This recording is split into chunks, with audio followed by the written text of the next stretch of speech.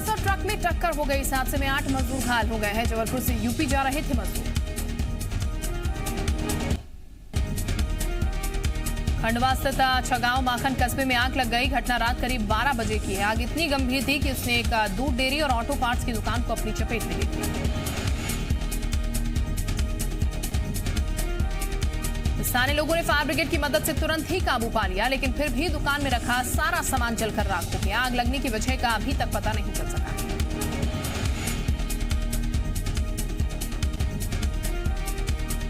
राजगढ़ जिले के नरसिंहगढ़ ब्लॉक स्थित गीलाखेड़ा गांव में बनाए गए उपार्जन केंद्र की दीवार अचानक भरभरा कर गिर गई, जिससे नीचे आने से 4 मजदूर गंभीर रूप से घायल हो गए। इनमें से 2 मजदूरों की मौत हो गई। शनिवार की शाम तेज हवाओं के साथ बारिश होने के कारण गीलाखेड़ी की उपार्जन केंद्र की दीवार अचानक गिर गई, जिसमें 4 मजदूर दब गए, जिन्हें गंभीर हालत में पहले कुरावर और बाद में भोपाल रेफर किया गया, लेकिन दोनों की ही मौत हो गई। खरगोन में पुलिस ने अवैध हथियारों की तस्करी को लेकर बड़ा खुलासा किया। अवैध हथियारों की इस खरीद फरोख्त में खाकी पर भी दाग लगा। एसपी सुनील पांडे ने इस बात का खुलासा किया।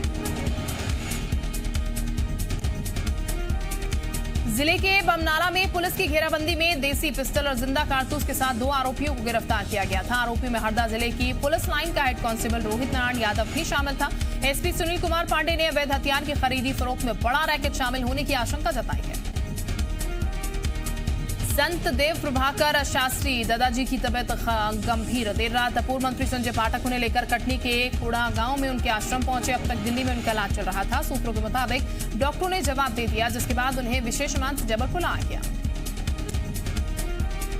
पूर्व मंत्री संजय पाठक ने सोशल मीडिया पर अपील भी की है कि लोग दादाजी को लेकर अफवाह न फैलाएं। वो वेंटिलेटर सपोर्ट पर हैं। आपको बता दें कि लीवर और किडनी की बीमारी के बाद उन्हें दिल्ली एम्स में भर्ती कराया गया था।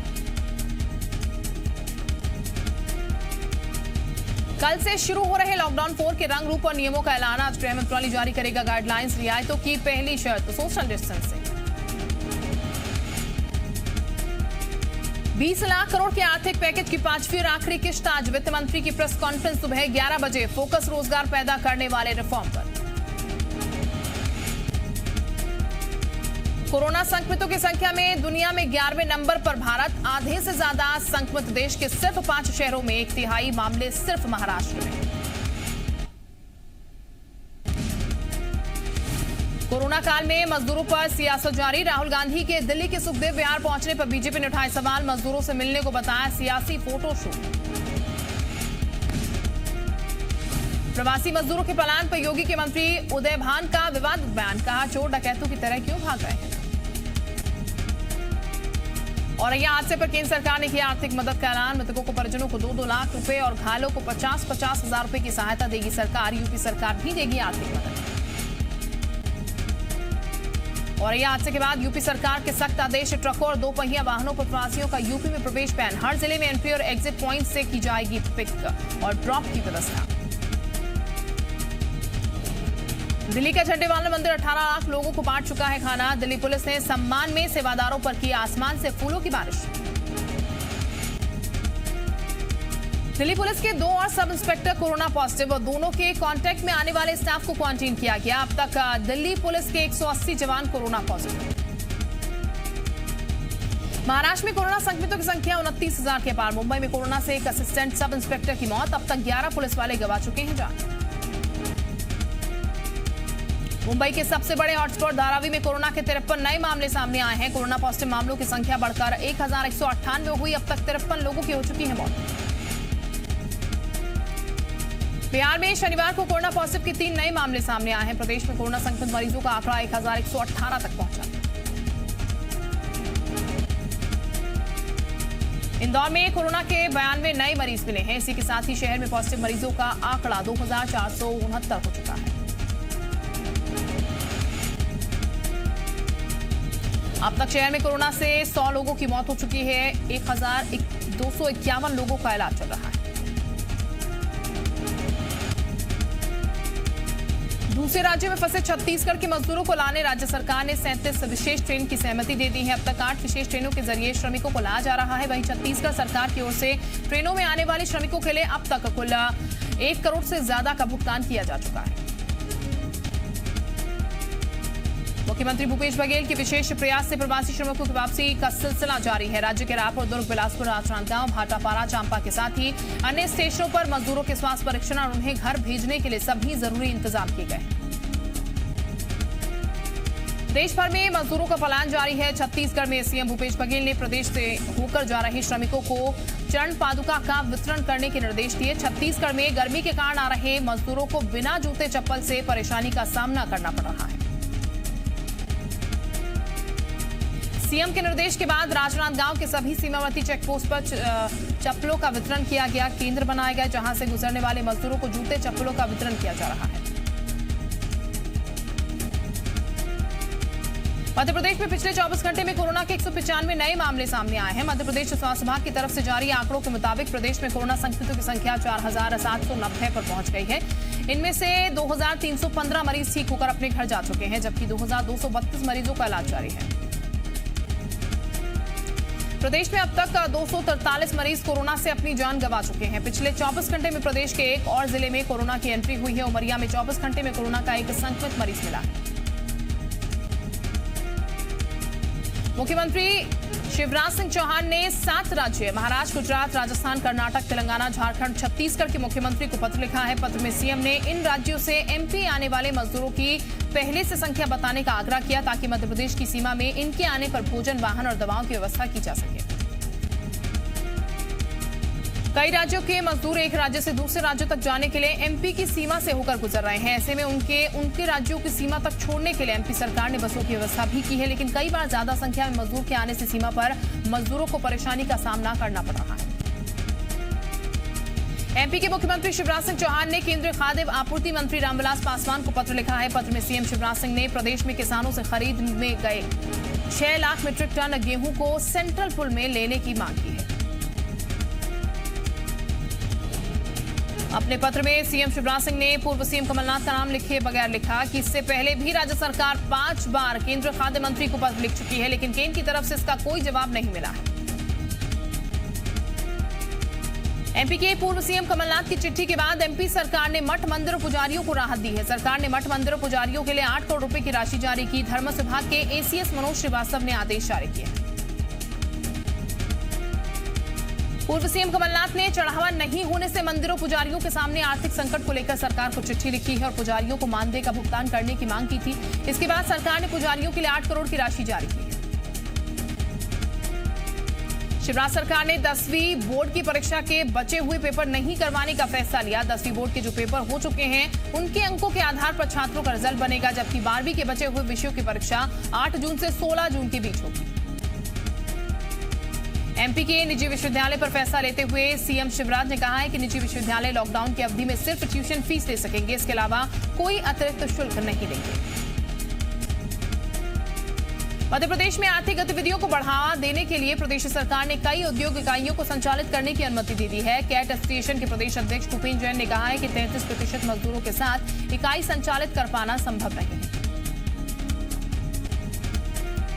भूपेन्द्र जैन ने कहा कि जो मजदूर यहां काम करते थे वो घर पर जा चुके हैं, इसीलिए या तो उन्हें वापस आने की परमिशन दी जाए या फिर जो मजदूर जिस इलाके में पहुंच गए हैं वहां की इंडस्ट्रीज में उन्हें रोजगार दिया जाए। इसके साथ ही कच्चा माल लाने की अनुमति देने की भी मांग की गई।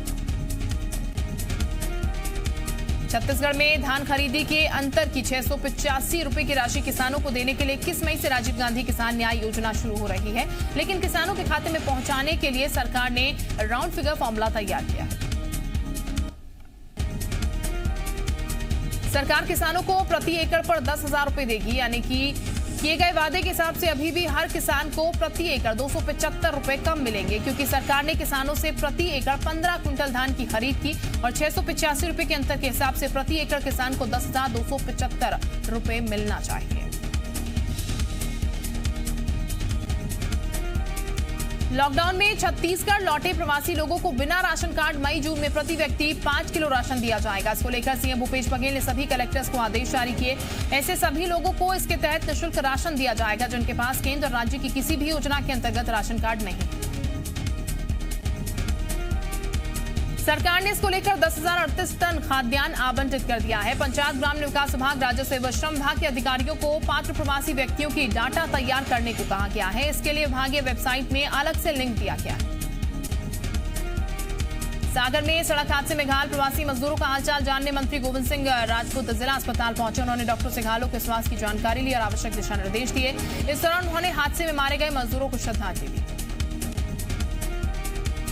मंत्री गोविंद सिंह राजपूत ने मजदूरों को ही दोषी बता दिया। उन्होंने कहा कि मजदूर घर आने के लिए उतावले हैं, मान नहीं रहे, इसलिए बहुत सारी घटनाएं घट रही हैं। भोपाल में लॉकडाउन उल्लंघन के आरोप में 51 जमातियों को जेल भेज दिया गया है। 3 थाना क्षेत्रों में पुलिस ने 1 महीने पहले इन जमातियों को गिरफ्तार किया गया था। कुछ को कोरोना पॉजिटिव पाए जाने पर अस्पताल में भर्ती कराया गया था, बाकी को क्वारंटीन सेंटर में रखा गया था। क्वारंटीन समय पूरा होने के बाद सभी को कोर्ट में पेश किया गया, जहां से जेल भेज दिया गया। कोर्ट ने विदेशी जमातियों के पासपोर्ट भी जब्त करने के आदेश दिए। इनमें इंडोनेशिया, म्यांमार, किर्गिस्तान, कनाडा और इंग्लैंड के जमाती भी शामिल हैं। ये सब जमाती दिल्ली की तबलीगी जमात में शामिल होकर लौटे थे।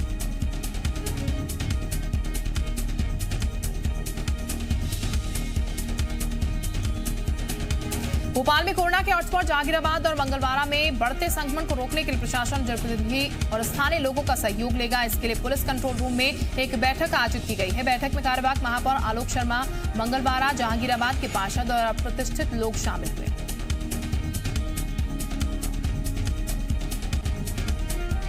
प्रशासन की तरफ से डीआईजी इरशाद वली, नगर निगम कमिश्नर विजय दत्ता शामिल हुए। इस दौरान जनप्रतिनिधियों से कोरोना संक्रमण के रोकथाम के लिए सहयोग की अपील की गई। इसके साथ बैठक में जनप्रतिनिधियों से भी सुझाव दिए गए। इंदौर में 14 मई को हुई कोरोना की समीक्षा बैठक इन दिनों चर्चा में है। प्रभारी मंत्री तुलसी सिलावट की मौजूदगी में हुई बैठक में स्पीकर सुमित्रा महाजन, कैलाश विजयवर्गीय और कृष्ण मुरारी मोघे मौजूद रहे। वीडियो ट्वीट कर के मिश्रा ने कहा कि जो काम बीजेपी के दिग्गज नेता नहीं कर पाए, वो कांग्रेस से बीजेपी में शामिल हुए तुलसी सिलावट ने कर दिया। छिंदवाड़ा के देवगढ़ किले और आसपास मौजूद 16वीं शताब्दी की बावलियों के जीर्णोद्धार का काम कुछ महीने से लगातार चल रहा है। शुरुआत में 7 बावलियों की मरम्मत को स्वीकृति मिल गई थी। अब अन्य 14 बावलियों के जीर्णोद्धार के लिए भी बजट आवंटित हो गया है। अंबिकापुर मेडिकल कॉलेज अस्पताल में कोरोना संक्रमित एक मरीज को भर्ती कराया गया है। कोरिया के चिरमिरी का युवक 7 मई को यूपी के फतेहपुर गया था। 8 मई को चिरमिरी वापस लौटा था, जिसके बाद सैंपल लेकर उसे होम आइसोलेशन में रखा गया था। रिपोर्ट में कोरोना पॉजिटिव मिलने के बाद युवक को भर्ती कराया गया।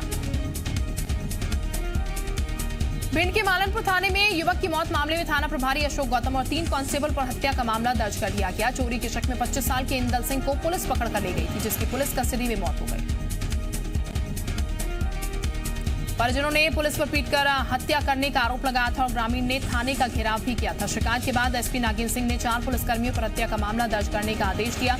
इसके साथ ही जांच कराकर उचित कार्रवाई का भरोसा भी दिया गया। टीकमगढ़ के बडोरा घाट वेयर हाउस में वसूली का किसानों ने गंभीर आरोप लगाया है। किसानों का आरोप है कि सफाई और पल्लेदारी के नाम पर प्रति क्विंटल 22 रुपए लिया जा रहा है। इसके साथ पानी पिलाने के नाम पर अलग से 2 से 5 किलो अनाज लिया जा रहा है। किसानों ने पल्लेदारों पर भी अनाज चुराने का आरोप लगाया।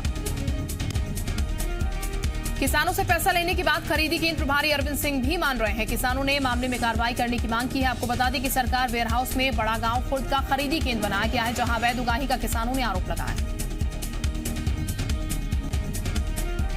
लॉकडाउन की वजह से कई लोगों के उद्योग धंधे बंद हो गए हैं। कई लोगों की आमदनी ठप हो गई है, लेकिन इसका भारी असर मंदिरों पर भी हुआ है। उज्जैन में बाबा महाकाल के दरबार में भी लॉकडाउन का भारी असर हुआ। महाकाल मंदिर की आमदनी में भारी गिरावट आई है। चढ़ावे और ऑनलाइन दान से महाकाल मंदिर को हर महीने करीब 2.5 करोड़ की आमदनी होती थी, लेकिन अब महाकाल मंदिर की आय ऑनलाइन दान से 21 मार्च से 29 अप्रैल तक सिर्फ 2,33,000 हुई है। मंदिर के स्टाफ की सैलरी और अन्य खर्च मिलकर हर महीने होता है 1 करोड़ खर्च। कोरोना से बचने के लिए इम्यूनिटी बेहतर होना जरूरी है। एमपी सरकार इम्यूनिटी अच्छी करने के लिए आयुष मंत्रालय के सहयोग से त्रिकुट आयुर्वेदिक चूर्ण को निःशुल्क वितरित कर रही है, ताकि लोगों की इम्यूनिटी अच्छी हो। ग्वालियर में भी कलेक्ट्रेट में सभी कर्मचारियों को आयुष विभाग की तरफ से आयुर्वेदिक चूर्ण का वितरण किया गया है। आयुष विभाग की टीम कर्मचारियों के अलावा शहर के अलग अलग इलाकों में जाकर लोगों को त्रिकुट चूर्ण बांट रही है। मुंबई के बांद्रा से यूपी के वाराणसी जा रही श्रमिक स्पेशल ट्रेन में 55 साल के व्यक्ति की मौत हो गई है। बताया गया है कि सफर के दौरान गुलाम अहमद सिद्दीकी की तबीयत खराब हुई और ट्रेन के इटारसी के पास पहुंचने पर मौत हो गई।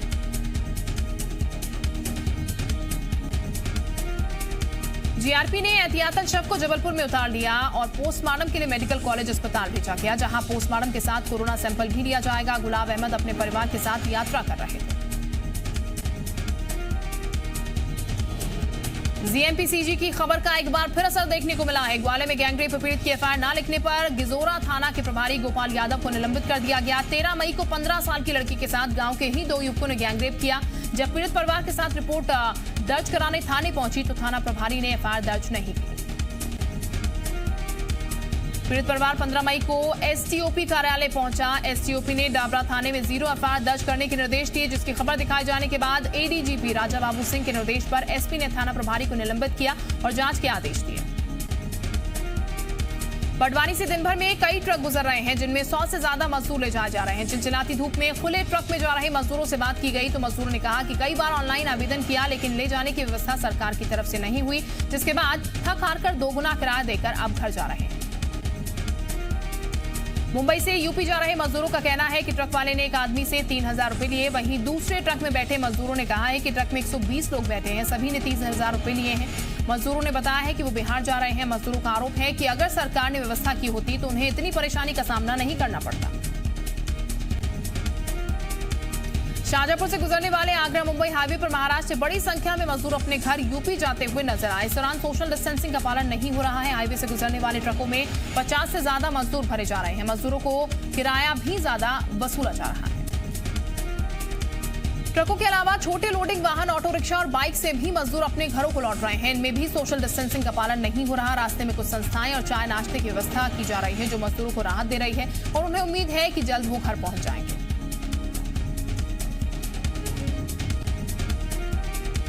इंदौर जिला जेल में कैदी आपस में भिड़ गए हैं। बताया गया है कि जेल में विवाद के बाद एक कैदी को बाकी कैदियों ने मिलकर गंजा कर दिया, जिसमें कैदी अर्जुन त्यागी मुख्य आरोपी है। इसके साथ ही जेल के एक अधिकारी पर भी आरोप लग रहा है। घटना के बाद पीड़ित कैदी का परिवार जेल अधीक्षक से मिलने पहुंचा। ग्वालियर के थाटीपुर में पानी भरने को लेकर विवाद हो गया। विवाद इतना ज्यादा बढ़ा कि युवक ने पानी भरने वाली महिला के ऊपर कट्टा अड़ा दिया, जिसका वीडियो भी वायरल हो रहा है।